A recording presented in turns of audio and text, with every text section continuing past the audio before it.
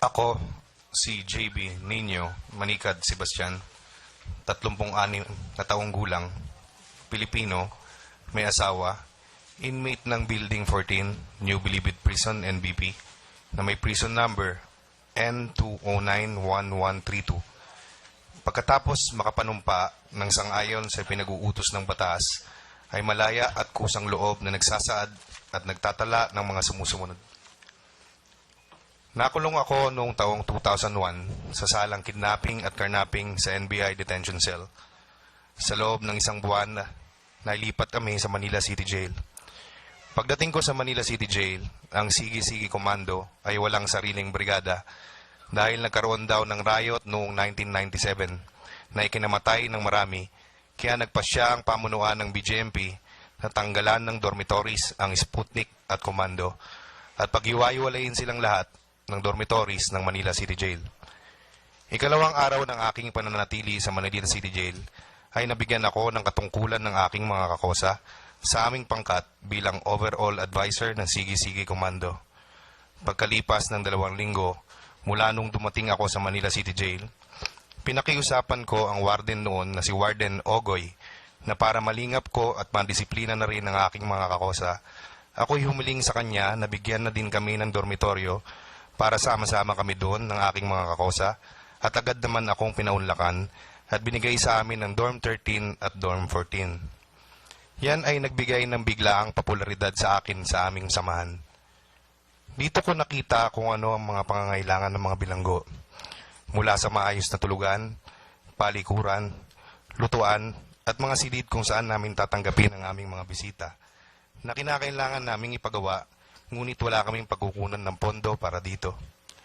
Bagamat noong una ay mahigpit na pinagbabawal ng pagbibenta at paggamit ng shabu sa aming pangkat, nang dahil sa may katigasan ng ulo ng aking mga kakosa, napatagong bumili ng shabu sa ibang pangkat na madalas pang pagsisimulan ng away, napagpasya ng mga nanunungkulan ng komando na magpasok at magbenta na rin ng shabu sa aming mga dormitoryo upang maiwasan na ang kaguluhan. Ang pagbebenta ng mga kontrabando, alak, marijuana at shabu ay isa rin sa napagkasunduan na paraan upang makapag-fundraising.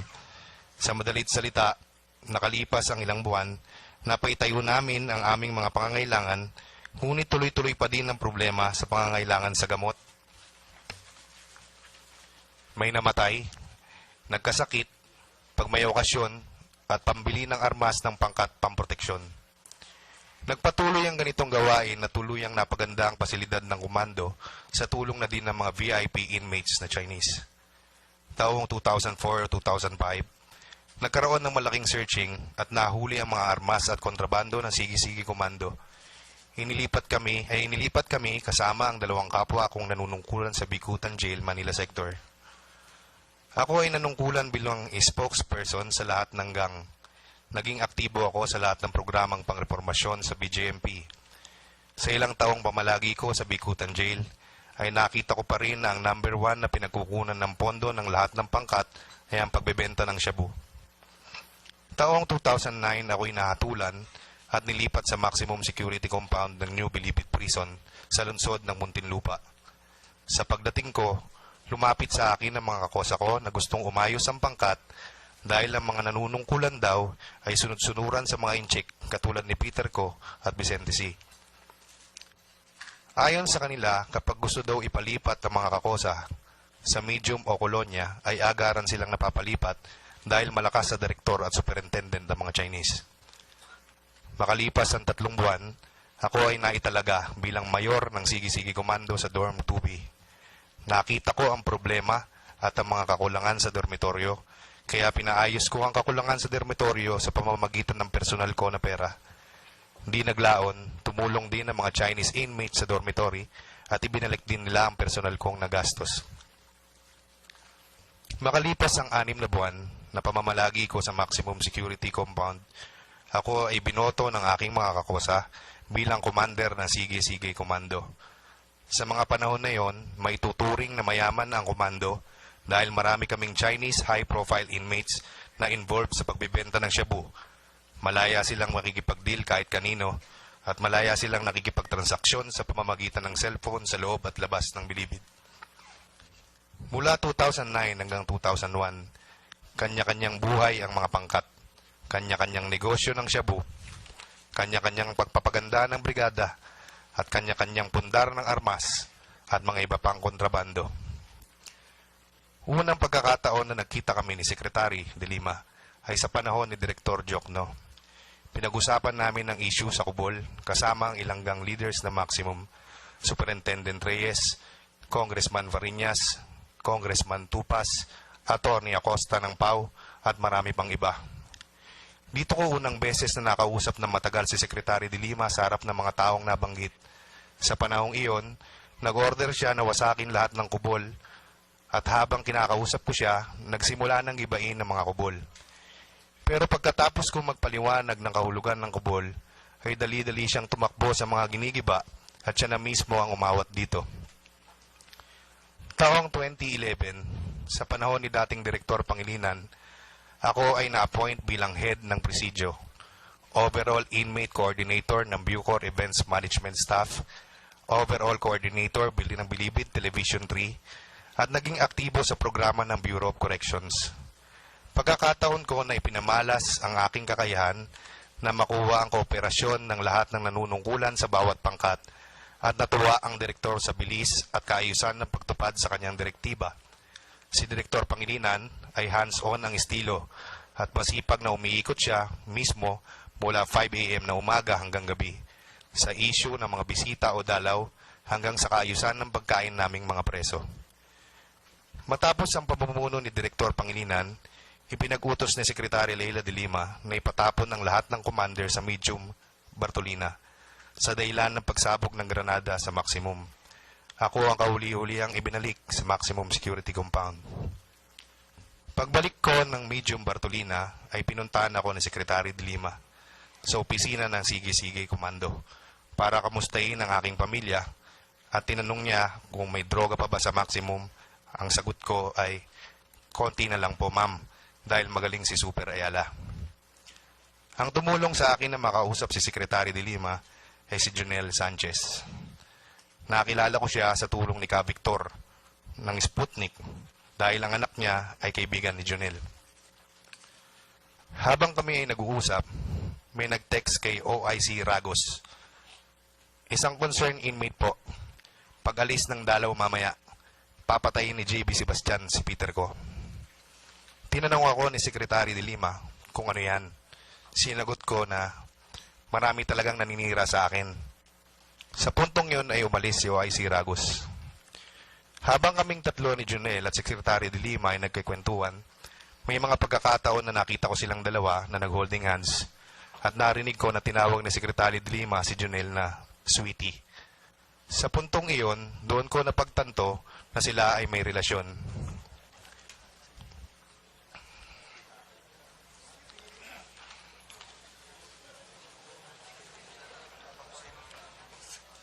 Noong umalis na sila Junel at Secretary de Lima, may nagsumbong sa akin na isang dalaw na habang bumisita at kausap ko si Secretary de Lima sa aming opisina sa Sige-Sige Komando, ay nagpasayaw ng mga babae ang bagong spokesperson ng komando.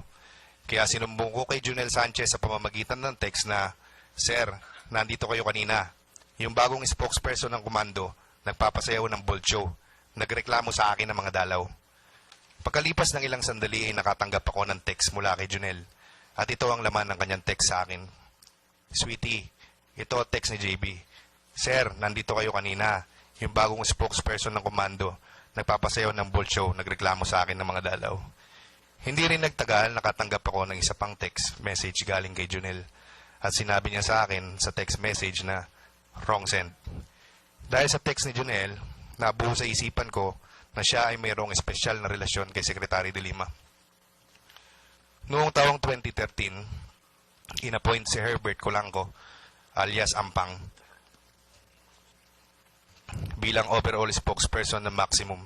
At ito ay naganap 5 o 3 araw bago umalis si Ragos. Dahil dito, kinausap ko si OIC Ragos. Dahil alam ko na hindi masyadong nakapag-aral si Herbert, hiniling ko na ako ang mag-represent dapat sa presidio. Nagbigay ng revocation order ang Bucor kay Ampang as overall spokesperson at nahati ang presidyo at karsel. Doon na nagsimula ang alitan namin ni Ampang dahil iniisip niya na ninilinlang ko siya. Dumating sa pwesto si Direktor Bukayo. Muling binuo ang Council of Elders at ako'y hinalal ng lahat ng commanders para maging chairman ng Council of Elders. Ngunit hindi pumayag si Kulangko, gumamit siya ng koneksyon, sina General Pasinos at Congressman Pichay at muli na namang nahati ang Bilibid. Sa kanya ang karsel at akin ang presidyo as overall chairman ng Council of Elders at dito na nagsimula ang lahat ng kaguluhan at paglaganap ng droga.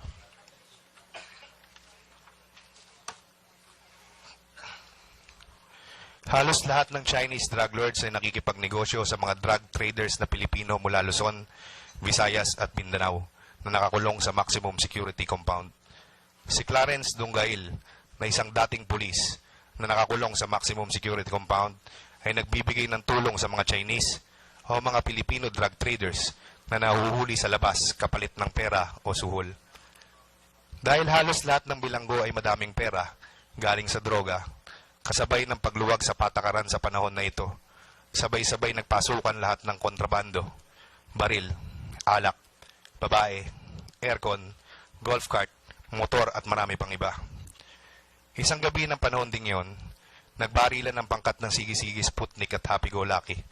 At dahil ako ang leader ng presidio, kasama ko noon si Commander of the Guard Magan at sa gitna ng putukan ay aming pinagtulungan awatin na nagpapalitan ng putok ng nagsabing pangkat.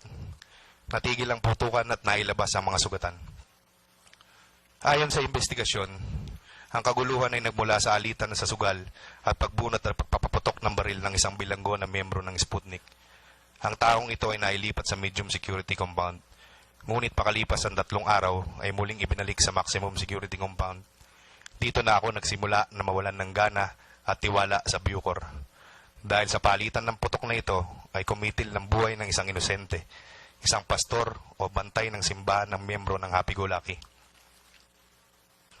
Dahil sa lagayan o korupsyon sa opisina ng Bucor sa panahon na ito, wala ng disiplina at justisya ang kapwa ko bilanggo. Dagdag pa nito ang pakikialam ni Secretary de Lima, katulad ng pag-transfer ng Brigada 9A at paraan ng pagdidisiplina namin sa mga kakosa at ang pagbartulina sa amin ng mga commander tuwing kami magre-reklamo upang ayusin ang pagkain naming mga inmates.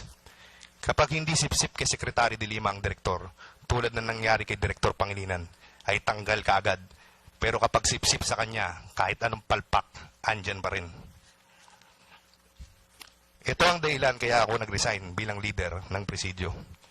Ako ay nanahimik at hindi na naging aktibo sa programa ng Bucor. At tumutok na lamang sa pamamahala ng Bilibid Television 3 na ang misyon lang ay makapaghatid ng mahalagang balitang kaugnay sa loob ng Bilibid, mga pulisiya na kinahukulan at mga impormasyon tungkol sa hanap buhay at entertainment. Sa panahong ito, saksi ako sa paglaganap ng katiwalian ng Bucor. Halos lahat ng mga lider ng mga pangkat ay sangkot sa illegal drug trade sa Bilibid. Ang aking kakosa, nakilala ko lang sa pangalang Direk, ay saksi na ang mga gang leaders at mga drug lords sa maximum security compound ay nagbibigay ng pera o payola kay Herbert Kulangko para makarating kay DOJ Secretary de Lima sa pamamagitan ni Jonel Sanchez.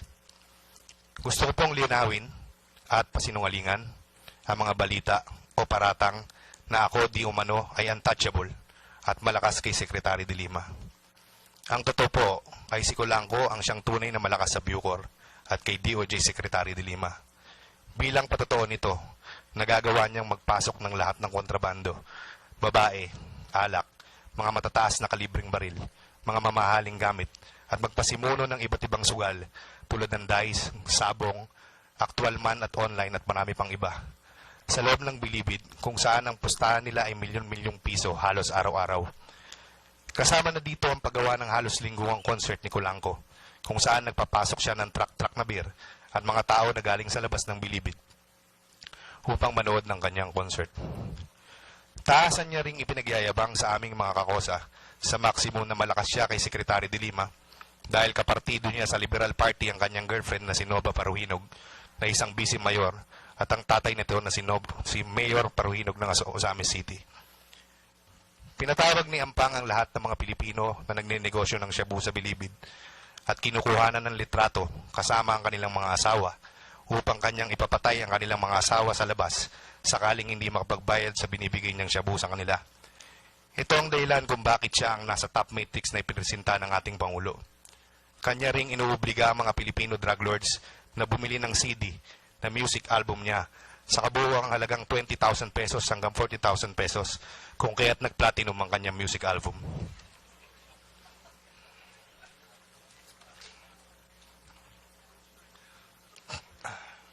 Nagpatuloy ang katiwalian sa Bilibid hanggang sa dumating ang araw ng pag-raid sa Bilibid noong ika-16 ng Disyembre taong 2014 na pinangunahan ni DOJ Secretary de Lima kasama ang iba't ibang sangay ng gobyerno.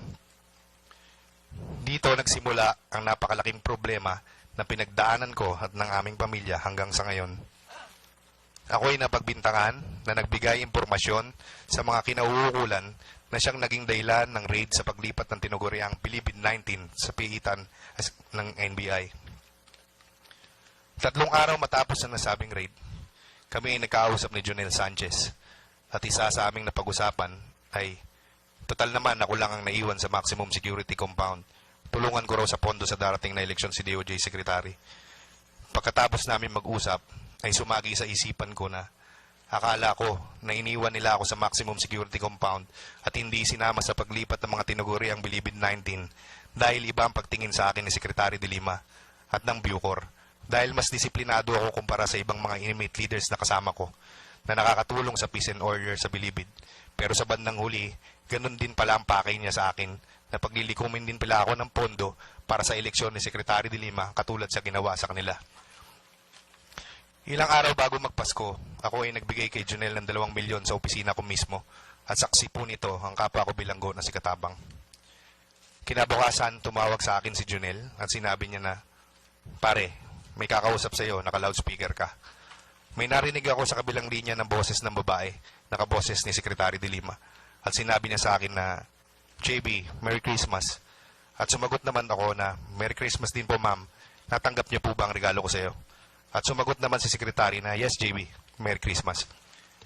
Noong January 8, 2015, humigit kumulang alas 8 ng umaga, nag-text sa akin si Jonel at sinabi niya na pupunta siya kay CSOJ sa NBP sa araw din na iyon upang mag-command conference. Sinabi niya rin sa akin na maganda ako ng pera para sa napag-usapang pondo sa eleksyon at ito daw ay iabot ko na lang sa kanya.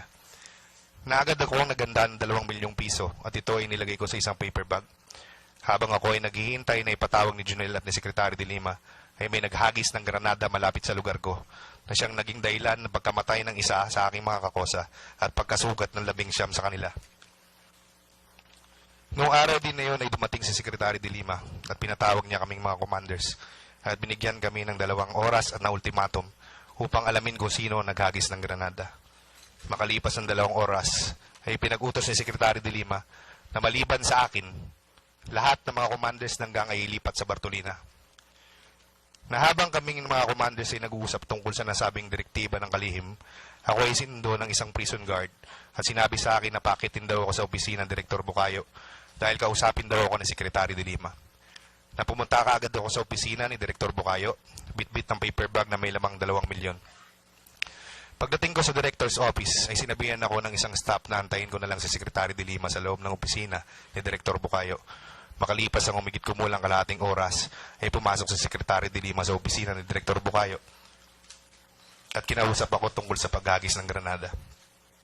Sinabi ni SOJ sa akin na ilipat niya sa Bartolina ang mga commander ng mga gang, ngunit ako raw ay may iwan sa maximum habang iniimbestigahan ng insidente. Nakiusap ako sa kanya na baka maaari kaming pagbigyan na huwag na lang ilipat sa Bartolina ang mga kasamaan kong mga commander, kapalit ng aming pagtulong sa pagresolba sa nasabing insidente at pagtulong na din sa pagresolba sa iba pang problema sa Bucor. Sinabi ko rin sa kanya na lalong magagalit sa akin ng aking mga kakosa at kapwa ko mga commanders kung sila ay ililipat sa Bartolina at ako lang ang maiiwan. Dahil sa aking pakiusap, pumayag si Secretary at sinabi sa akin na hindi na dapat maulit ng ganung pangyayari. Nung paalis na ako, sinabi ko kay Secretary de Lima, "Ma'am, may bigay ako sa iyong pera, paano to? Kay Jonel ko ba iabot?" Sumagot naman si Secretary de Lima na hindi ko kasama si Jonel ngayon, iwan mo na lang dyan. Makalipas ang 2 o 3 linggo, mayroong lumutang na isang miyembro ng Sige-Sige Sputnik na nagsasabing alam niya kung sino nasa likod ng paghagis ng Granada at di umano ayon sa investigasyon, isa sa mga bilanggo na dinala sa NBI ang utak at nag-utos sa pagpapasabog ng Granada. Napagkasunduan din ng mga commander sa mga panahon na ito na talikuran na ang nakasanayan at tradisyon ng gang at napagkasunduan na kami ay kikilos ng naaayon sa mga alituntunin ng isang barangay sa Malayang Lipunan at ang aming samahan ay tinawag ng Liga ng mga Barangay sa Bucor. Noong bandang katapusan ng buwan ng Pebrero, taong 2015, ako ay muling kinausap ni Junel at sinabi sa akin na nagtatanong si Sekretary kung ano na ang status na napag-usapan naming tulong para sa pondo sa eleksyon. At sinabi ko sa kanya na malaki pa kasi ang problema sa maximum kaya hindi ako makapag-comply. Simula ng buwan ng Marso hanggang Mayo taong 2015, ako ay nakapagbigay ng kabuuang halagang 10 milyon piso kay Junel para sa pondo sa darating na eleksyon ni Secretary Laila de Lima. Hanggang sa sinabi niya sa akin na 5M na ang monthly quota ko. Sinabi ko kay Junel na mahirapan ako dahil nandun na sa NBI ang mga kakosa kong mga Chinese drug lords. Sumagot si Junel na baka magalit sa'yo si SOJ. Ikaw pa naman ang isa sa mga inaasahan niya para sa paglikom ng pondo. Noong hindi ko naibigay kay Junel ang nasabing kota sa buwan ng Hunyo at Hulyo, naging usap-usapan na sa maximum na ako daw ay lilipat sa Building 14 kasama ng Bilibid 19. Naagaran kong tinawagan si Junel ngunit hindi niya na sinasagot ang aking mga tawag. Sa aking pangamba na ako ay ililipat sa Building 14, kinausap ko ang aking asawa upang kumuha ng abogado para mapigilan na nakaambang paglilipat sa akin. Noong ikat-27 ng Agosto taong 2015, sumulat ang aking abogado na si Attorney Lorna Kapunan kay Bucor Director Ricardo Reinier Cruz upang ilingin na huwag akong ilipat sa Building 14 dahil mga nganib ang aking buhay doon. Kalakip dito ang kopya ng nasabing sulat na may markang Annex A. Nakinausap din ng aking abogado si Superintendent Richard Schwarzkopf, ngunit sinabi ni Super sa aking abogado na tanging si Secretary de Lima lamang ang pwedeng makapigil sa aking paglipat sa Building 14. Kalakip dito ang kopya ng sulat ni Director Cruz na may markang Annex B, kung saan ay kanyang inamin na si Secretary de Lima ang nagutos na ako ay lipat sa Building 14. Noong ika-6 ng Oktubre, taong 2015, sumulat ang aking abogado kay Secretary Laila de Lima upang ilingin na payagan na lang ako manatili sa maximum security compound dahil mga nganib ang aking buhay kapag ako ay lipat sa Building 14. Kalakip dito ang kopya ng nasabing sulat na may markang Annex C. Sa kabila ng aking pakiusap na wag akong ilagay sa Building 14 dahil ako ay nangangamba sa aking kaligtasan, ako ay sapilitang nilipat pa din doon sa Building 14 o Special Housing Unit na di umano isang pasilidad na ginawa ng Bucor para sa mga high-profile inmates para hindi na makagamit ng cellphone para sa illegal drug trade at hindi na makapagpasok ng kontrabando. Ngunit ito ay salungat o kabaliktaran sa aking nasaksihan. Makalipas ang isang buwan nung ako ay dumating sa Building 14, unti-unti itong naging maluwag hanggang sa naging sobrang luwag. Lahat ng kontrabando nakapasok muli mula sa cellphone, alak, laptop, sugal, maging panabong na manok, babae at milyon-milyong pera ay labas-pasok sa Building 14. At nagmistulang lahat ng may kinalaman sa drug trade ay pinagsama-sama lamang sa Building 14 upang mas maluwag makagalaw at makapagnegosyo ng shabu. Dito ko din nasaksiyan ang sunod-sunod na nahuhuli ng mga bodega ng mga Chinese drug lords. 150 kilograms, 180 kilograms, 300 kilograms. Di umano, ngunit malayo ito sa pinapakita sa telebisyon o media. Hindi idinideklara ang tunay na dami ng nahuli sa media. Napagalaman ko na inuutosan ni Clarence Dunggail ang mga Pilipinong drug lord sa Building 14 na bumili ng shabu sa mga Chinese high-profile inmates na nakakulong sa Building 14 upang malaman ang kanilang mga bodega ng shabu at ito ay kanyang ipaparade o ipahuli sa mga ninja cops na ayon din sa isa sa aking kasama sa Building 14 na ito raw ay mga galamay ni Clarence Dunggail. Ang mga shabu na nasamsam o nakumpiska galing sa mga bodega ng mga Chinese drug lords ay kanilang paghahati-hatian ang malaking porsyento nito at muling ibebenta sa publiko. Ito ang tunay na dahilan kung bakit lalong lumaganap ang droga sa Pilipinas. Napag-alaman din namin ni Peter Ko at ni Tony Ko ang mga gawain ng mga ninja cops na mga galamay ni Clarence Dunggail, kaugnay sa raid na nangyari sa isang bodega ng shabu sa May Kawayan, Bulacan, kung saan si Clarence Dunggail ang nagpatrabaho nito gamit ng kanyang mga galamay ng mga ninja cops at pagkatapos ng raid ay maliit lamang ang kanilang idineklara sa nakumpiskang shabu at malaking porsyento nito ay kanilang pinagparti-partihan. Dahil sa aming nalalaman patungkol sa naturang raid, ito ay malinaw na dahilan kung bakit pinatay si Tony ko at sinaksak ako at si Peter ko ni Clarence Lungail at mga kasama nito upang patahimikin at hindi na makapagsalita tungkol dito. Ito rin ang dahilan kung bakit sinabi ko sa publiko sa pamamagitan ng aking abogado na kay Presidente Duterte lang ako magsasalita upang personal na sabihin ko sa kanya ang aking mga nalalaman sapagkat ako ay nangangamba at natatakot dahil ang mga protektor ni Clarence Lungail at ng mga galamay nito ay mga matataas na opisyales sa ating kapulisan na kasalukuyan na aktibong naninilbihan pa rin sa ilalim ng administrasyon ni Pangulong Duterte. Na noong ako ay nakapiit sa Building 14, ay nasaksiyan kong personal na dumalaw itong si Jad Dera, kina Hans Tan at Peter Ko. At siya ay pinakilala sa akin ni Hans na siya daw ay kasapi ng NCRPO RAID at pamangkin ng dating asawa ni Secretary de Lima. Saksi din ako na isa sa mga diumano'y membro ng Ninja Corps na si Jad Dera na diumano ayon kay Hans Tan ay close-in security ni Secretary de Lima.